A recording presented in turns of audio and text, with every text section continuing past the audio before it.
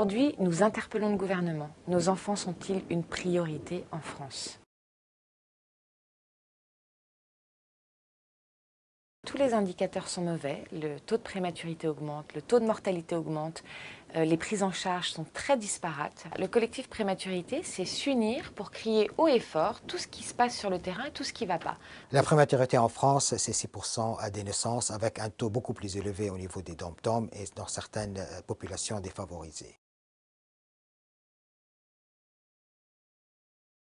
Ce taux a augmenté en France et d'ailleurs dans les pays européens depuis les 10 dernières années. Ça a augmenté à peu près de 10%. La prématurité en France, c'est aussi la moitié des décès de la période infantile, c'est-à-dire jusqu'à l'âge de 1 an. La prématurité aussi, c'est une pourvoyeuse de complications pendant la période d'hospitalisation, mais de complications après, puisqu'on sait maintenant qu'à peu près un enfant grand prématuré sur 2 peut être confronté à des échecs scolaires. La prématurité fait effraction dans la vie familiale. C'est ensuite parfois une séparation, quelques jours, quelques semaines, et une épée de Damoclès jusqu'à l'âge de 7 ans, puisqu'on ne sait qu'à 7 ans si l'enfant a des séquelles. Nous rencontrons encore beaucoup de difficultés dans l'organisation des soins autour de la prématurité. Cela commence par la naissance au mauvais endroit de l'enfant prématuré. On peut estimer aujourd'hui à entre 30 à 50% des naissances prématurées qui ne se font pas au bon endroit. Ce qu'on aimerait dénoncer en transversal, c'est une inégalité territoriale qui est absolument inacceptable aujourd'hui en France.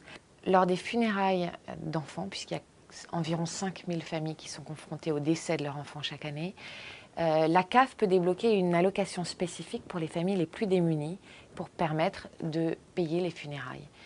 Cette allocation varie selon les CAF de 400 à 2100 €. C'est juste scandaleux. Il faut investir dans la recherche. Investir dans la recherche, c'est-à-dire comprendre les risques de la prématurité et les pathologies qui induisent la naissance prématurité si on veut mieux les traiter. Réduire le taux de la prématurité en France, cela commence par le dépistage des femmes qui vont avoir des grossesses pathologiques qui vont donner lieu à des naissances prématurées. La prise en charge d'un prématuré ne s'arrête pas à la sortie de la maternité.